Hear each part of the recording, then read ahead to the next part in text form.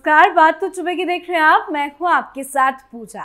आज लेकर आई हूं वो बात जो मोदी विरोधियों को बड़ा चुभेगी, विपक्षी पार्टियों के सीने पर सांप लौटेगी।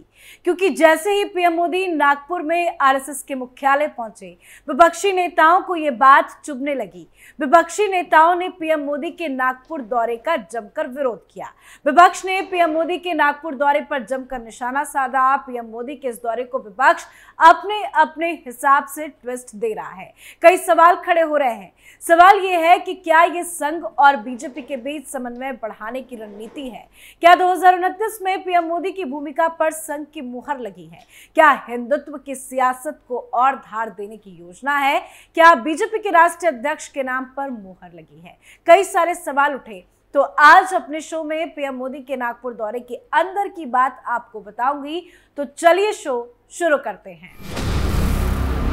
पीएम मोदी नागपुर में संघ के हेडक्वार्टर क्या चले गए, ये बात विपक्षियों को बड़ा चुभ गई। समाजवादी पार्टी के सांसद रामगोपाल यादव ने कहा कि आरएसएस उनका माई बाप है, वहां नहीं जाएंगे तो सुरक्षित नहीं रह सकते, इसलिए जाना जरूरी है।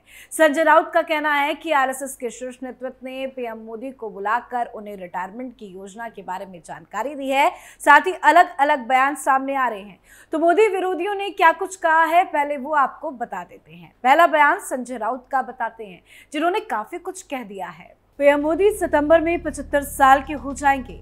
उन्होंने खुद ये सिद्धांत बनाया था कि जो नेता 75 साल की उम्र पूरी कर लेगा, उसे सत्ता में नहीं रहना चाहिए। इसी को लेकर वो नागपुर में संघ मुख्यालय गए थे और मोहन भागवत से मुलाकात की। पीएम मोदी संघ मुख्यालय में मोहन भागवत से मिलने इसलिए गए थे क्योंकि उन्हें अपने रिटायरमेंट का आवेदन सौंपना था। आरएसएस भारतीय राजनीति में बड़ा बदलाव चाहता है। मोदी, भागवत और पूरा संघ परिवार ये मानता है कि देश में नेतृत्व परिवर्तन की जरूरत है। मोदी का दौर अब समाप्त हो रहा है और संघ बीजेपी का नया नेतृत्व तय करने की प्रक्रिया में है। इसलिए पीएम मोदी को चर्चा के लिए संघ ने बुलाया था। आरएसएस का इरादा स्पष्ट है कि मोदी का विकल्प तय करना और पार्टी के नए अध्यक्ष के रूप में संघ की पसंद की किसी शख्सियत को बैठाना। इसी सिलसिले में मोदी नागपुर गए थे। मोदी की संघ के साथ बंद कमरे में बैठक हुई। मोदी जी जा रहे हैं। तो संजय राउत तो काफी कुछ बोल गए। लगता है कैमरे देखकर राउत ने अपनी पूरी भड़ास निकाल दी है। साथ ही संजय राउत ने यह भी संकेत दिए कि मोदी के उत्तराधिकारी के रूप में महाराष्ट्र का कोई नेता सामने आ सकता है। उन्होंने कहा कि संघ के भीतर इस मुद्दे पर गुप्त चर्चाएं हो रही हैं जो बाहर नहीं आती, लेकिन कुछ संकेत जरूर दिखाई दे रहे हैं। उन्होंने कहा कि संघ मोदी का उत्तराधिकारी तय करेगा और संभवतः वो महाराष्ट्र से होगा। अब पता नहीं संजय राउत को ये कौन जानकारी दे रहा है। एक बात तो साफ है कि ये सारे बयान बेवजह के, बेफालतू के हैं, बेबुनियाद है, बिना सिर पैर की बातें हैं। विपक्ष अपने हिसाब से ट्विस्ट दे रहा है। समाजवादी पार्टी के सांसद रामगोपाल यादव का भी बयान सामने आया, वो भी आपको बताते हैं। फिर आगे इस दौरे की और कुछ जानकारी आपको देंगे। आरएसएस उनका माई बाप है, वहां नहीं जाएंगे तो सुरक्षित नहीं रह सकते, इसलिए जाना जरूरी है। तो इस तरह के कई नेताओं के बयान सामने आए। सपा विधायक अबू आजमी ने कहा कि आरएसएस चीफ ने कहा था कि हर मंदिर के नीचे मस्जिद ढूंढना बंद करो। अगर आज पीएम मोदी वहां गए हैं तो मेरा निवेदन आरएसएस के चीफ से है कि आप उन्हें ये सीख दीजिए जिस तरह से राजधर्म निभाने की नसीहत अटल बिहारी वाजपेयी ने दी थी। आज आरएसएस के प्रमुख मोहन भागवत उन्हें ये कहे कि राजधर्म निभाए। इस देश में मुसलमान संविधान के मुताबिक रहता है, मुसलमानों से रहने का हक छीना जा रहा है। तो कई सारे बयान सामने आए हैं। ये बयान साफ साफ बता रहा है कि विपक्ष को मिर्ची लग गई है। अब विपक्ष का काम है विरोध करना।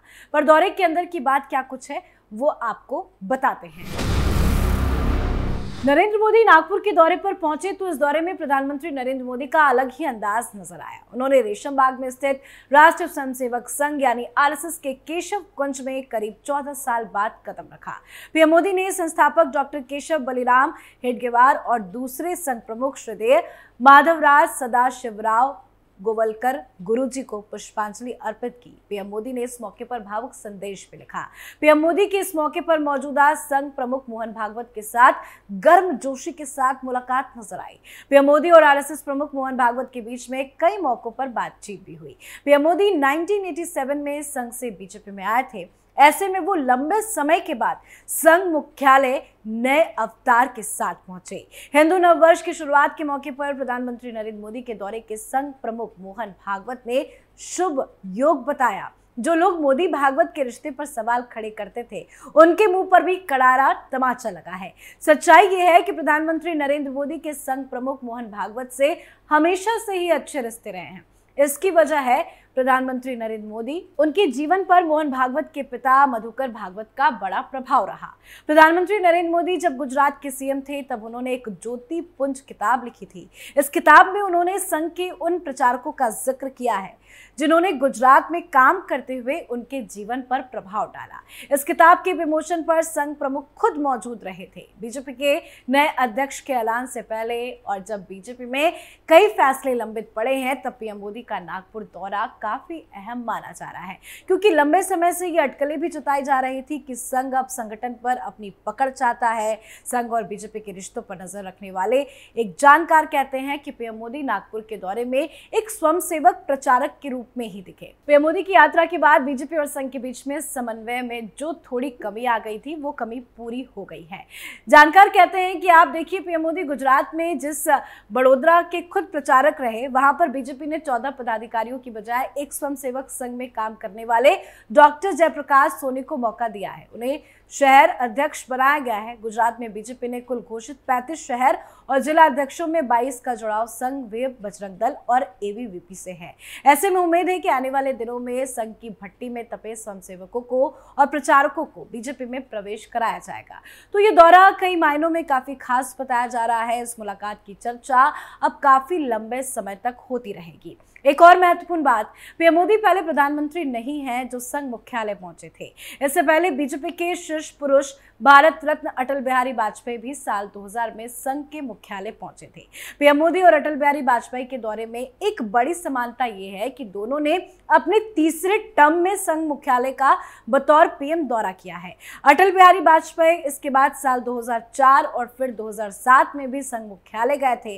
जिस तरह से पीएम मोदी अपने जीवन पर मधुकर भागवत का प्रभाव मानते हैं, इसी तरह से अटल बिहारी वाजपेयी संघ के प्रचारक नारायण राव तराटे को बहुत मानते थे। उन्होंने ही वाजपेयी को 1939 में संघ से जोड़ा था। वाजपेयी 2004 में उनकी सेहत को देखते महल के स्थित संघ मुख्यालय गए थे। इसके बाद वो 2007 में दूसरे संघ प्रमुख गुरुजी के शताब्दी वर्ष समारोह में गए थे। पहली बार पीएम रहते हुए वाजपेयी तत्कालीन संचालक केसी सुदर्शन से मुलाकात के लिए भी गए थे। वाजपेयी के साल 2002 के दौरे के बाद लालकृष्ण आडवाणी जून 2002 में उप प्रधानमंत्री बने थे। इसके बाद 2004 का चुनाव उनकी अगुवाई में लड़ा गया था। पीएम मोदी ने अपने दौरे में ये संदेश दिया है कि उनकी नजर में संघ की क्या कुछ अहमियत है। वो खुद संघ के पूर्णकालिक प्रचारक रहे हैं। इस दौरे से जो नकारात्मक बातें चल रही थी, उन पर पूर्ण विराम जरूर लग गया है। और साथ ही साथ ये भी कहा जा रहा है कि इतना जरूर है कि बीजेपी का जो भी नया राष्ट्र अध्यक्ष होगा, उस पर जरूर संघ की मुहर होगी। संघ को जो चाहिए उसी के अनुकूल ही फैसला लिया जाएगा। बीजेपी अध्यक्ष के लिए अब तक कई नाम की चर्चा हो चुकी है, लेकिन संघ को जो स्वीकार्य होगा वही बीजेपी का नया अध्यक्ष बनेगा। संघ को दशकों से जानने वाले एक पदाधिकारी के अनुसार बीजेपी के शीर्ष नेताओं में शामिल रही सुषमा स्वराज को कई बार महिला होने के नाते अध्यक्ष बनाने की कोशिश हुई, लेकिन उनका नाम आखिर में हर बार कटता रहा, क्योंकि वो संघ के बैकग्राउंड से नहीं थी, बल्कि समाजवादी यानी कि सोशलिस्ट पृष्ठभूमि से आती थी। पीएम मोदी के दौरे के बाद ये दिलचस्प हो गया है कि नए अध्यक्ष के नाम पर किसके नाम पर मुहर लगती है, लेकिन चर्चाएं जबरदस्त हो रही है। एक बात तो तय है कि जो भी अध्यक्ष होगा सोच समझकर रणनीति के हिसाब से ही बनाया जाएगा। और हाँ, आरएसएस की मुहर जरूर लगी होगी, लेकिन आरएसएस अपने हिसाब से किसी को नहीं बनाएगा। जो बीजेपी जिसको बनाने की कोशिश करेगी, उस पर आरएसएस की मुहर जरूर लगेगी। लेकिन पीएम मोदी का ये दौरा कई मायनों में काफी खास रहा है। जो अटकलें चलाई जा रही थी कि आरएसएस और मोदी के बीच में, आरएसएस और बीजेपी के बीच में कुछ भी ठीक नहीं चल रहा है, ये सारी बातें बकवास निकली और मीटिंग में कई महत्वपूर्ण मुद्दों पर चर्चा हुई है।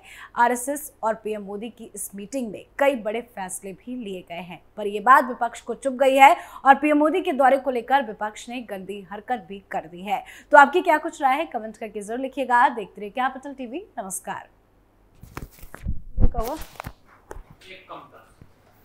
No.